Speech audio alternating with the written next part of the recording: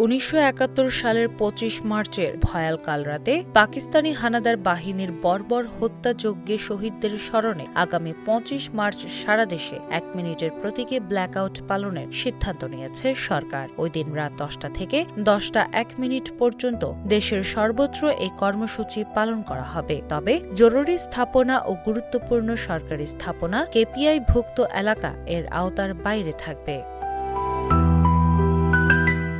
রোববার ৮ মার্চ সচিবালয়ে স্বরাষ্ট্র মন্ত্রণালয়ে অনুষ্ঠিত এক আন্তঃমন্ত্রণালয় সভায় এই সিদ্ধান্ত নেওয়া হয়। স্বরাষ্ট্রমন্ত্রী সালাউদ্দিন আহমেদের সভাপতিত্বে অনুষ্ঠিত ওই সভায় ২৫ মার্চের গণহত্যা দিবস এবং ২৬ মার্চ মহান স্বাধীনতা ও জাতীয় দিবস যথাযোগ্য মর্যাদায় পালনের লক্ষ্যে বিভিন্ন কর্মসূচি ও নিরাপত্তা ব্যবস্থার বিষয়েও বিস্তারিত আলোচনা করা হয়।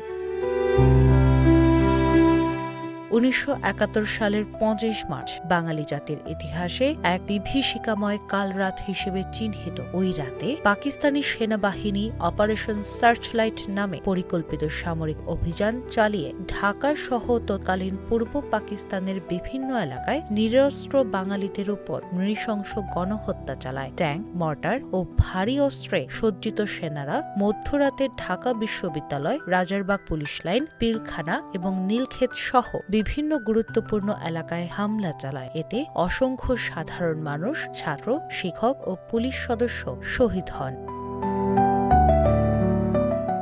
বিশেষ করে ঢাকা বিশ্ববিদ্যালয়ের জগন্নাথ হল, রোকেয়া হল ও আশপাশের আবাসিক এলাকায় নির্বিচারে হত্যা ও অগ্নিসংযোগ চালানো হয়। সেদিন বর্বর হত্যাকাণ্ডের শিকার হন বিশিষ্ট শিক্ষক ড গোবিন্দচন্দ্র দেব, জ্যোতির্ময় গুহ ঠাকুরতা, অধ্যাপক সন্তোষ ভট্টাচার্য সহ আরও অনেক শিক্ষাবিদ। ইতিহাসবিদদের মতে এই হত্যাযজ্ঞ ছিল বাঙালি জাতির স্বাধীনতার আকাঙ্ক্ষা দমন করার একটি পরিকল্পিত ও নির্মম প্রচেষ্টা।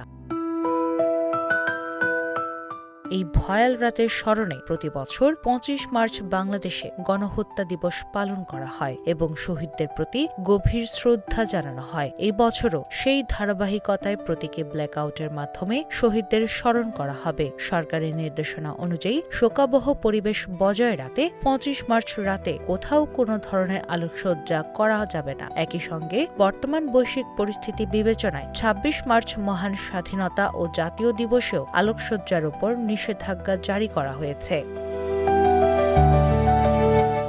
এই সিদ্ধান্ত বাস্তবায়নের জন্য বিভাগীয় কমিশনার, পুলিশ কমিশনার, ডিআইজি এবং জেলা প্রশাসকদের প্রয়োজনীয় নির্দেশনা দেওয়া হয়েছে। সভায় জানানো হয়, মুক্তিযুদ্ধ বিষয়ক মন্ত্রণালয়ের ২৭ জানুয়ারি সভার সিদ্ধান্ত অনুযায়ী আইন শৃঙ্খলা সংক্রান্ত বিষয়গুলো বাস্তবায়নে স্বরাষ্ট্র মন্ত্রণালয় সমন্বিতভাবে কাজ করবে। প্রতীকে ব্ল্যাকআউট কর্মসূচি সফলভাবে বাস্তবায়নের জন্য বিদ্যুৎ বিভাগ ও জেলা প্রশাসন প্রয়োজনীয় কারিগরি ও প্রশাসনিক ব্যবস্থা গ্রহণ করবে বলেও সভায় জানানো হয়েছে।